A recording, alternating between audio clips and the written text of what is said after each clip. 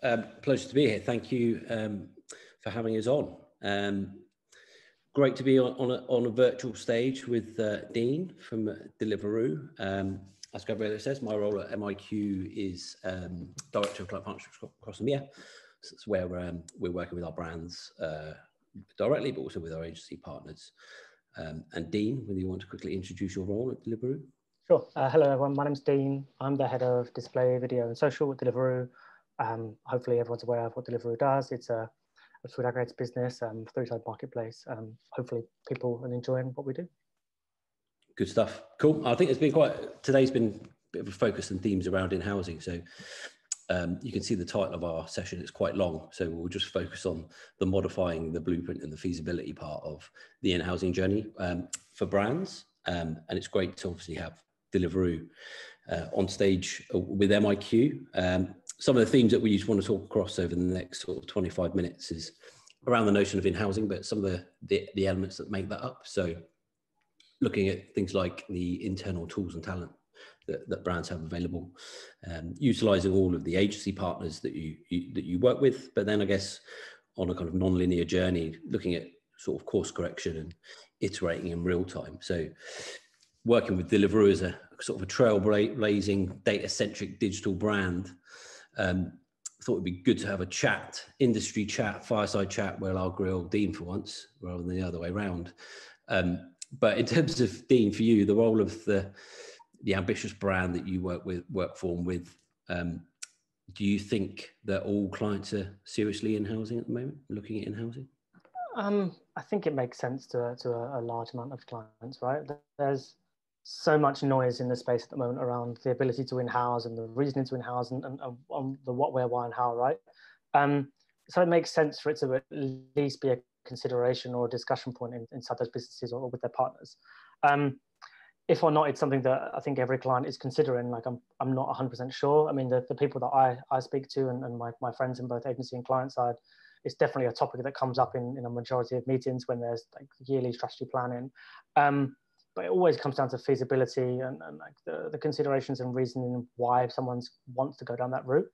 And I think that's always going to be part of the course, right? Which is there has to be a very solid business reason on why this, like, it's quite a big action to take, right? To say like, I've got this media agency and I no longer want to use them. I want to work with someone else, or I want to do that internally. Like, it's always a discussion to be had, right? And it's always an overarching business decision than one person's decision to make. So it's definitely a topic for discussion. I'm not sure I've seen as much people actually actioning like the in-housing as what it gets discussed. Absolutely. Like individual by individual client and requirements and needs, right? So I guess I think it's also by media channels as well, right? Like it doesn't just like, you can't just pull programmatic in or pull social in or pull search in. It's always going to be around like, what is the business output of doing that? And then starting to do that in stages rather than saying, I'm going to just in-house all of my media and then just getting on with it, right? It just doesn't really work like that. Absolutely. And is there a mythical blueprint that exists? Is there a blueprint to be followed? Is there prerequisites or considerations before brands even start on that journey that they should be thinking about? I don't think so. I mean, I've worked for a number of different businesses where I've spoken to people about in-housing. I've worked on clients who have considered in-housing, and I've now worked at a client who is choosing to understand if they should in-house. And as a technology business at Deliveroo, like, it makes sense for us to a certain point, right? Where as a business we've grown, we did a lot of search and a lot of social in-house, and like we have like a lot of the armory that we would need, like platform expertise and understanding about marketing technology and good understanding within our procurement and finance team around like what these platforms and technologies are. So like to a certain point, yes, like for us, it makes complete sense.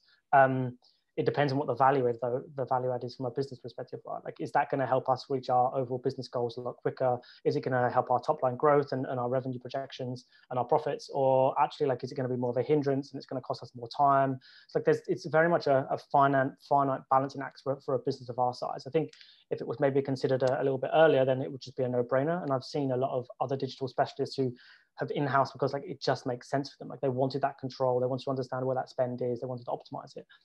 For a lot more of the, I guess, like, not to use the term archaic, but like the older marketers who like, they tend to like look at marketing more than like just like data activation and digital activation. Like, does it make sense for them? Like, I think that's a completely different blueprint.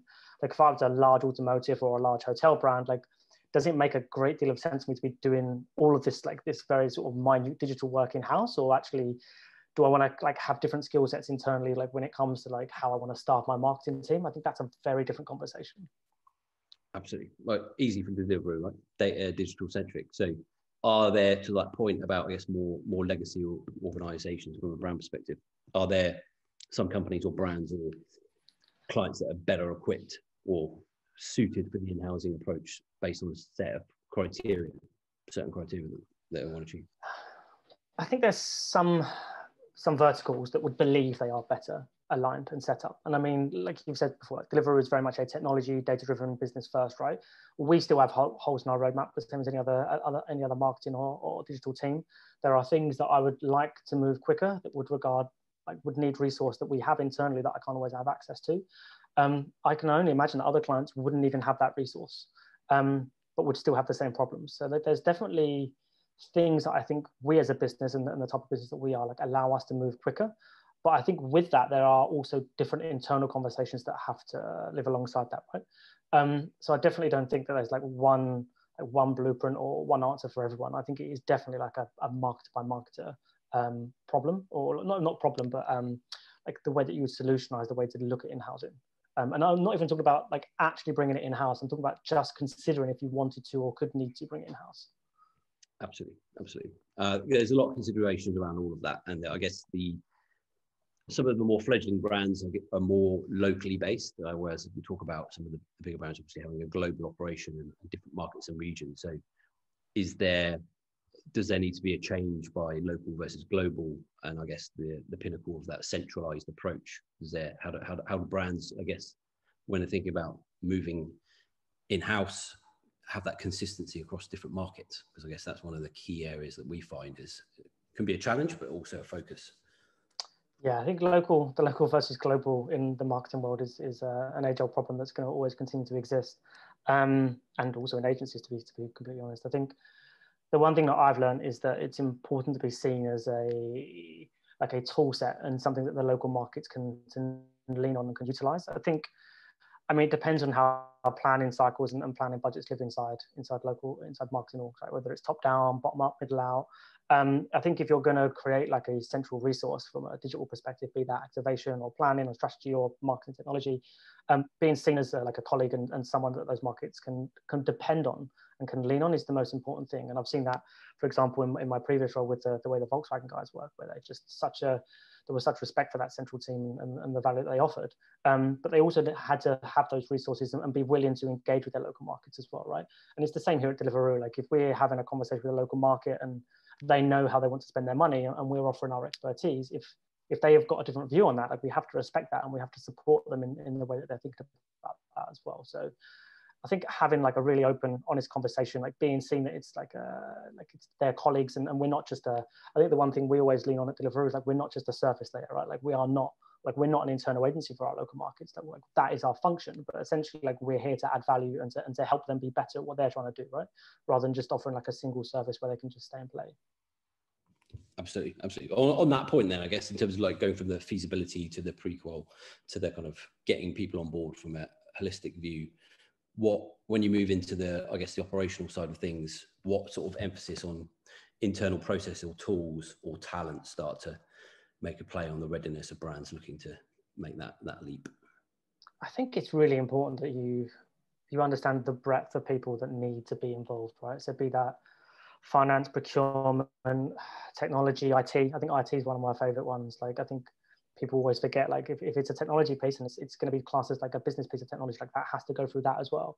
Then there's also like that's even before you start to consider the type of people that you need to like run internal planning. I think we often think about in-housing as like solely activational, right? Like if I get a DSP and someone to work that DSP, then like that's going to give me a lot more insights. Well, you need to think about planning, reporting, measurement, testing, like that's on top of all of the framework stuff around like strategy and planning. Then obviously the finance and procurement stuff that I just said, like there's so many people that need to come on this journey, right? And it's not something you can click your fingers, get your Google contract and be like, okay, cool. Like we've got a percentage of media. I've got someone who can run it, who we can train. Like, let's just get some stuff done. Like it's a real journey and there's lots of people that need to come on that journey and need to be upskilled as well in some of the stuff that you're doing across the business. So I think like having a plan is the most important thing and knowing how that rolls up to your overarching business goal. Not just thinking I want to take things in-house and this is why it makes sense. Like Does that make sense from like the final action or the overarching role of your business? Like if it's an automotive business and you want to sell cars, like how is bringing this in-house going to help you sell cars, right? Or if it's a travel agency, like how are they going to help you sell holidays? Like it has to help that final business goal. And I think it all has to ladder up to that. Absolutely. I think from our point of view, we find that as well, working with brands, is you can plan around sort of stakeholders and decision makers, but different stakeholders, different decision makers have different goals and objectives locally and globally. So do you, that point, often see that can get overlooked? And also when you're iterating as well, that can change things as well in terms of getting that agreement via, I guess more importantly, with some of the things that we see is stakeholders all have an opinion. So does that I think it's really important to build relationships with those people from what I've experienced. Like I'm very lucky that in my previous role and this role, like I've had very good relationships with our procurement and our finance teams, and they have to be brought into the understanding and the vision of what you're trying to achieve, because it's also a relative amount of their time, right? So if you're asking someone from procurement to spend 3 days looking at a contract, or someone from legal or someone from data security, but to put time aside to understand like what you're trying to do, but they have to understand the vision as well, and like how this again like ladders up to the business goal. Like it's not a case of just saying like getting your CMO involved and saying like, hey, like this makes sense from a revenue perspective, or this makes sense from a cost saving exercise. Like so many people across the business will have to touch what you're trying to do, and like it's important that they understand like what the output is and where the value is, and because they have to buy into the project and the people that are involved as well, right? So like making time for that and making sure that that's allocated into any roadmap is super essential. Absolutely. The people was super important, right? And then I guess the other part from moving into that journey is then like the ideation of tools and platforms. So a lot of brands will have a lot of that internally set up already, existing tools and platforms that they either built themselves or working with. What's the marketer's route for evaluation on what's fit for purpose and what's going to work in that journey? It's a really difficult one. I think if you feel like you've got a relative enough experience inside your business to like run an RFI or like just some sort of RFP to again like understand what the physical output is, like what the type of campaigns you want to run, how you're going to measure them, like where your data is going to plug in, how audiences are going to work, does it have a planning tool, like what are the things that you need, and then like have an understanding of the market. I think the other thing that's really important is that if you don't believe you have that expertise internally, like lean on your partners. Like that could be, you can go and reach out to Google or the likes of those guys. You can work directly with your agency who you already have a trusted relationship with, or your specialists. I think knowing where you have enough knowledge to answer that question and knowing where you don't is because if you don't have that knowledge, like you won't be able to answer that question efficiently. So I would strongly recommend, like if you're having a conversation with your agency and it's a consideration like of owning technology or technology contracts, like leverage that into a trade deal, get some free MarTech, get some free MarTech FTE thrown in, like and run that evaluation and like just get an understanding, because even if you don't choose to do anything directly, like at least having that output and being able to read it and lean on it as and when you want to have that conversation is super important. Absolutely. I guess when you think about the platforms and the tools, then you think about the people as well. So I guess one of the things that we found working with Deliveroo is plethora of talent and resource and very smart digitally thinking people. But then I guess you guys have also got a really strong sort of data science capability in-house where you've built modeling platforms from scratch, and that link into different elements of your business.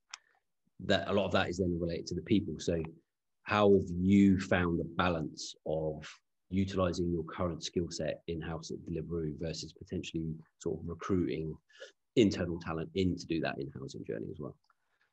It's a really difficult one. I mean, I'm very lucky because like the activation team that I have are exceptionally talented and want to learn and grow into new spaces and new channels. So like there's a roadmap there that we've put in place, and it's something that they're going to start to take on. But knowing how, I think like knowing the different levers inside the business that can be used like for media is something that I didn't realize was going to be not just so important to the business, but so important to myself. Like we speak to data science on a daily basis around like different modeling tools and different ways of looking at measurement and different ways of slicing and dicing different tests that we're running. Like how can we run this test in this channel for this output? Like it's amazing how much of those resources that you probably wouldn't have always lent on in other roles like are so important when you're in the client side, and understanding like what the output of that work can be and like how it rolls back up. Like we are a very much like a data-led and test and learn business, and that has to come out in all the media and the channels that we run. like we also need to bring our media experience to that conversation as well, right? Like if you're in a room with the data science team or the marketing technology team, like it's important that we understand like their value, but they also need to understand like what we're trying to achieve here, right? Be that like a consideration target or a reach and frequency understanding, or audience penetration, or like how we start to mark our funnel, or like it's important that both sides have like enough knowledge and experience so that they can work well together. But also having people like who work in media who want to have that conversation as well, right? Like it has to be like everyone in the room has to want to work together and to grow that knowledge and that skill set. It's really hard, to be completely honest with you, to make sure that you're hiring talent inside your business that can tick so many boxes. Because I think often when we think about in-housing, like be that not just like things like DS or MarTech, but like also like just activation. If we're saying that an activation team needs to sit with data science like half a day a week and like build out test and learn frameworks and understand like how that's driving value, like that's a different skill set than what you'd usually hire for, right? But then you also need someone who can do conflict management if there's been to the local markets because like a campaign's gone wrong, or so like there's a lot of things you need to consider when it comes to the type of people you want to hire. And then also like building the roadmaps internally, right? So where someone might want to be an IC, or someone want to be a team leader, or they want to learn new channels, they want to learn more about the business and comms, like so much that you could do. Like so even just understanding like what makes sense can be quite difficult. And how do you, on that point about focus on data science, for example, data scientists within business, I imagine, are kind of sought after pretty highly in terms of they can do so many different roles across multiple different channels. How do you, is there an internal fight for time around data science resources? Is it allocated? How does that work? Yeah, for sure. I mean, I'm very lucky that the data scientists that we work with are exceptionally smart and talented and always willing to engage, but like, I could do with having twice as many of them for sure, which is a conversation we consistently have. And my boss is always trying to work out how we can hire data science resource or hire more data science resource or fight for more data science resource. And one of the things we try and do at the moment is that we try and share resource across different marketing channels where there's like value. So as we start to integrate into different ways of like data being used or different ways of looking at framework measurement frameworks, like we can start to share data science resource because it makes more sense for them to get more upskilled across domains rather than being like siloed into one channel. Absolutely. Okay. And in terms of like that's the internal side. So naturally, I guess more broadly, marketers have agency support that they already have, and they've got working with their groups and thinking externally. How important is it to utilize that current experience by the media agencies or the agency partners that brands and Deliveroo are already working with? Yeah, it's something that I've got slightly obsessed with over the last few years, which is like, and sorry, Mike, to give away your secrets here, but like when you're starting to negotiate with some of these agencies and these partners, like getting free data science resource thrown in, like half an FTE for a quarter to understand like how they could look at business models and plug that into your media, like it's such an easy win because they want to be more involved inside your business, and they want to give you data science resource to help them show where they can add value. So like it's a win-win situation. Like if you want data science with domain resource in marketing or programmatic, and you know that there's going to be value, or at least the ability to build a roadmap to where value could be added, like it's a no-brainer to speak to your partners and say like, hey, like I'm spending X amount a year, you need to give me half a data scientist for 3 months. That would be a top tip. If there's a top tip thing at the end or not, that would need to be added in there. Can't jump to the end, mate. That's the end. In terms of like the media agencies as well, they've got a plethora of obviously insight, data, expertise, strategic planning, all of these areas. On an in-housing journey, where would you see leaning in on that? When does that add a load of value?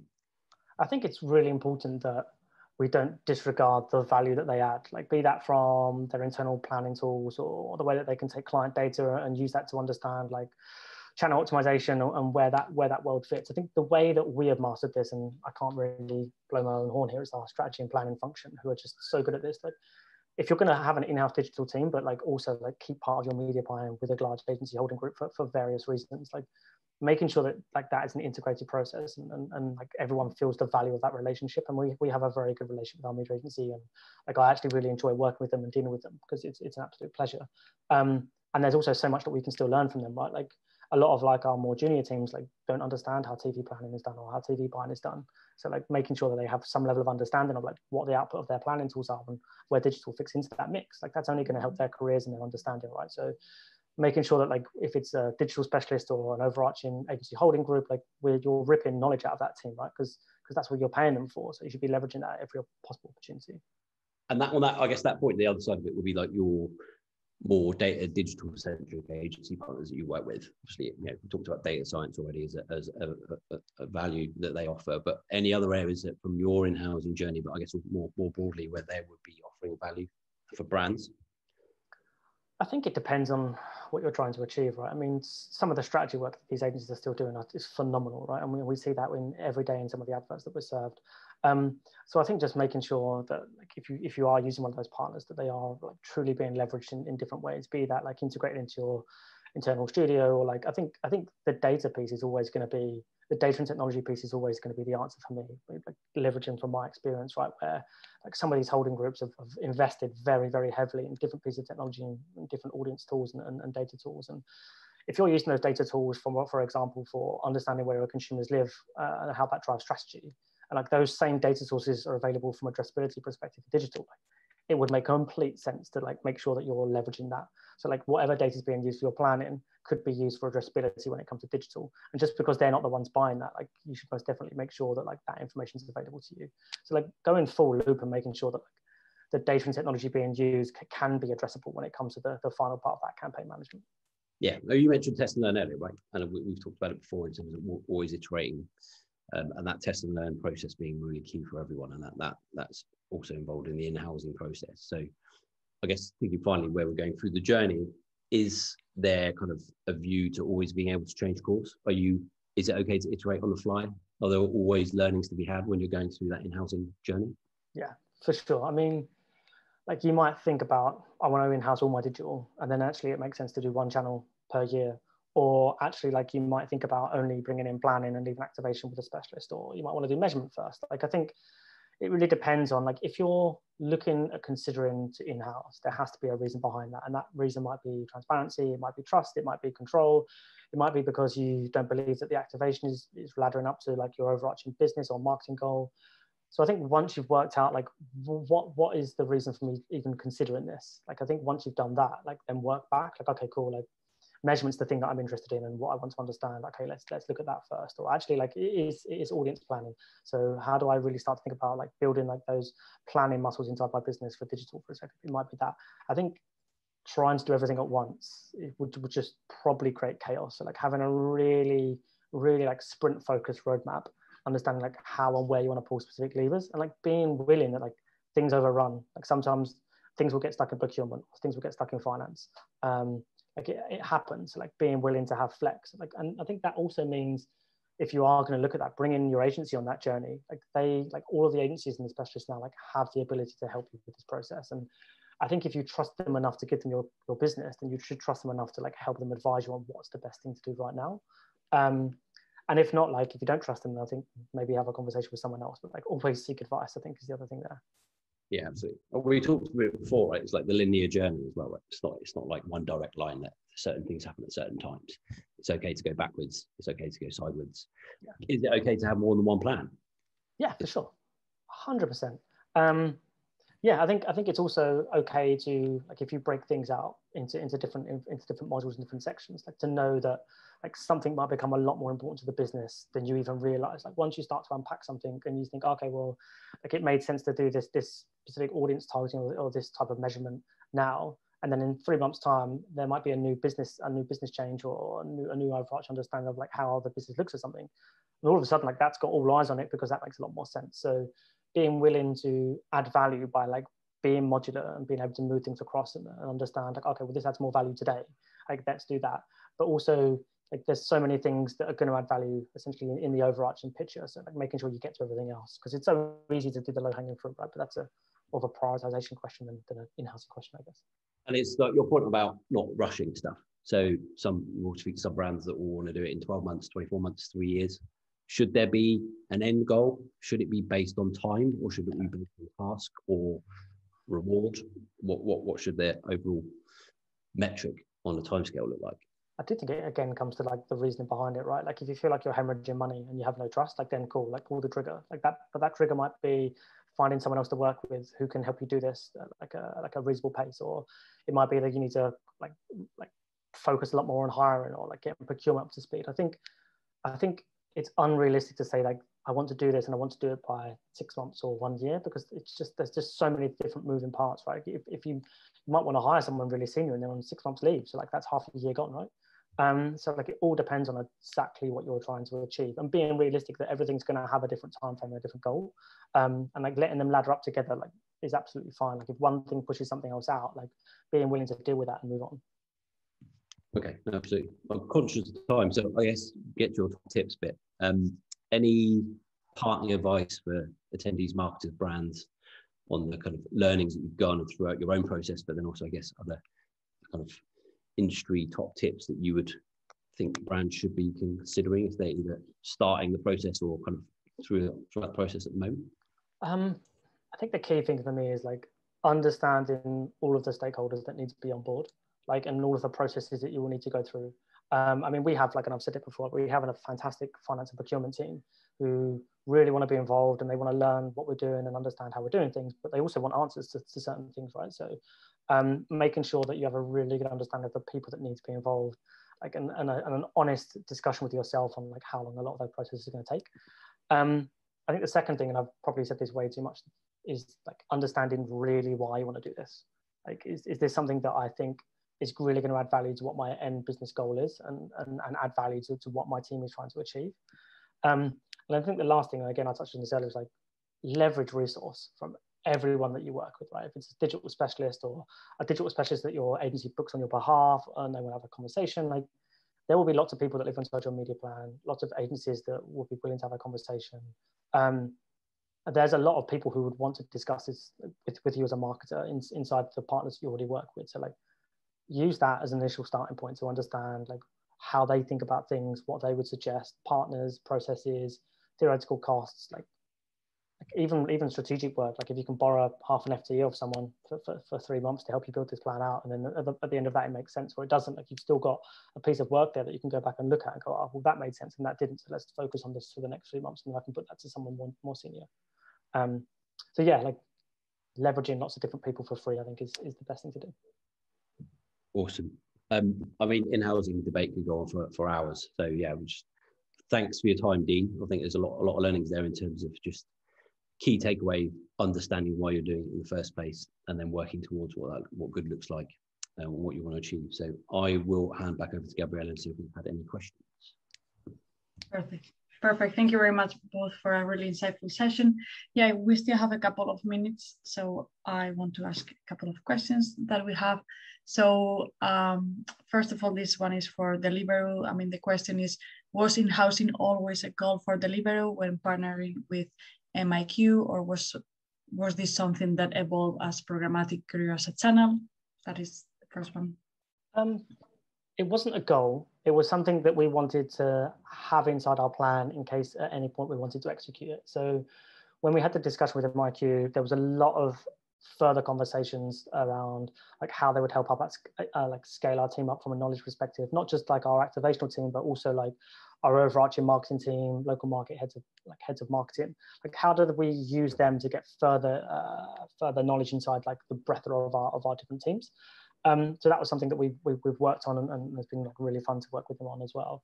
And then I think like understanding if there's value to it. I mean, we have very frank and honest conversations around like where our fees are at, where our costs are at, and when it could or would make sense.